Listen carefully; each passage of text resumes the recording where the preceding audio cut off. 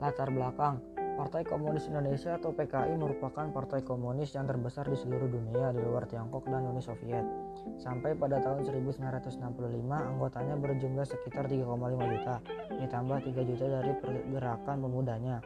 PKI juga mengontrol pergerakan Serikat Buruh yang mempunyai 3,5 juta anggota dan pergerakan Petani Barisan Tani Indonesia yang mempunyai 9 juta anggota, termasuk pergerakan wanita atau Gerwani, organisasi penulis, artis, dan pergerakan sarjananya. PKI mempunyai lebih dari 20 juta anggota dan pendukung.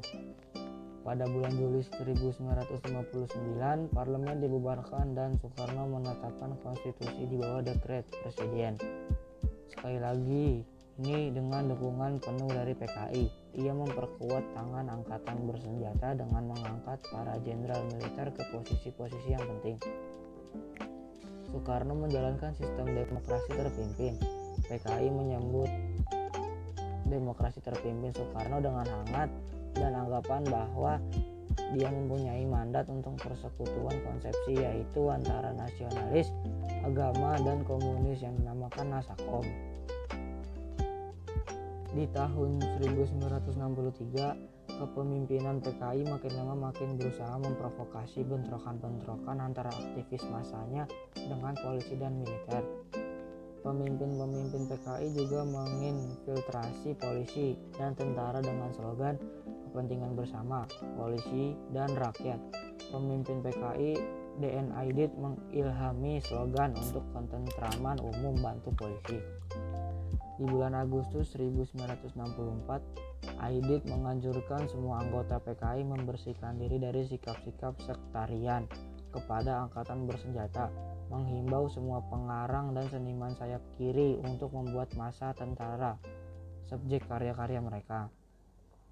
Di akhir 1964 dan permulaan 1965, ribuan petani bergerak merampas tanah yang bukan hak mereka atas hasutan PKI.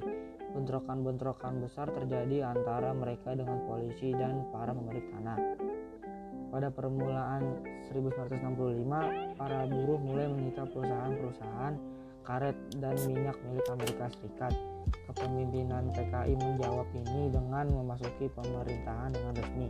Pada waktu yang sama, jenderal-jenderal militer tingkat tinggi juga menjadi anggota kabinet. Solusi atau cara penanganan kasus PKI di Madiun. Penyelesaian pemberontakan PKI di Madiun. Upaya pemerintah untuk menindak gerakan tersebut adalah dengan mengajak rakyat Indonesia untuk menentukan sikap memilih Soekarno-Hatta atau memilih Musa Amir. Pemerintah melakukan gerakan operasi militer atau GOM-1 dengan pemimpin Panglima Sudirman yang mengerahkan kekuatan TNI dan Polri dalam rangka mematahkan kekuatan pemberontak. Operasi ini dapat dilakukan dalam 2 minggu sehingga pada tanggal 30 September 1948, kota Madiun berhasil direbut kembali oleh TNI. Para pemberontak lari dan dalam pengajaran musuh tertembak hingga meninggal. Operasi tersebut dilakukan hingga ke daerah lain dan dalam waktu 2 bulan operasi penumpasan ini dianggap selesai. Tetapi tokoh-tokoh yang tertangkap belum sempat diadili. Hal ini dikarenakan pada tanggal 19 September 1948 Belanda melakukan agresi militer yang kedua sehingga banyak tokoh PKI yang berhasil lolos, akan tetapi Amir Syarifuddin berhasil tertembak mati.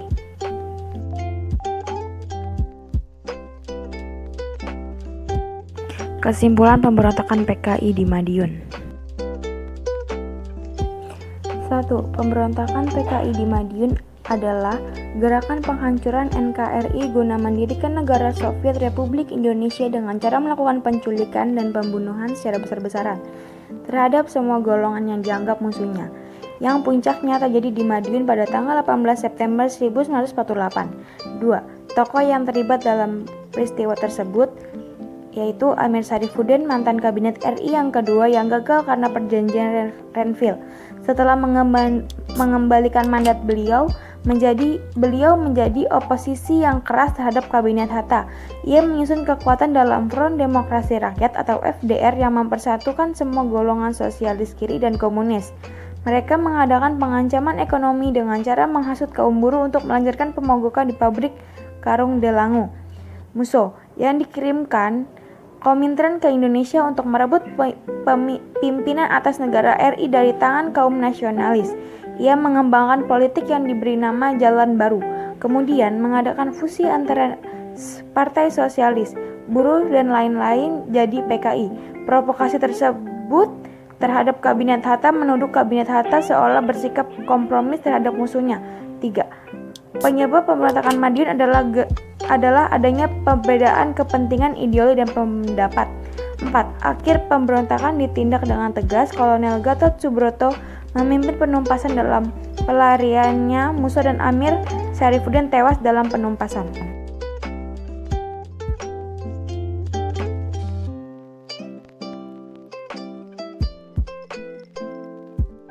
Dampak G30S-PKI, beberapa dampak yang terjadi akibat G30S-PKI.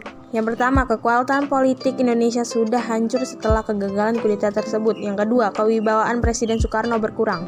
Yang ketiga, bersatunya TNI dan kaum agama untuk membalas PKI. Selanjutnya ada lagi dampak G30S-PKI.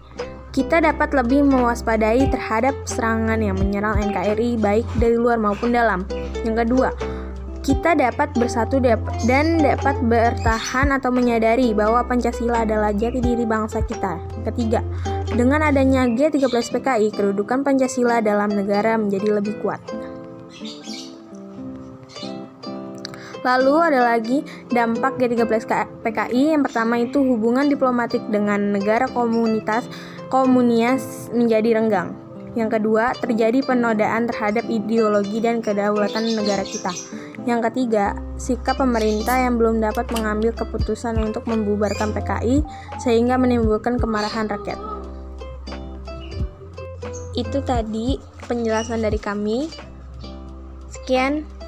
Thank you guys. Jangan lupa like, comment, and subscribe.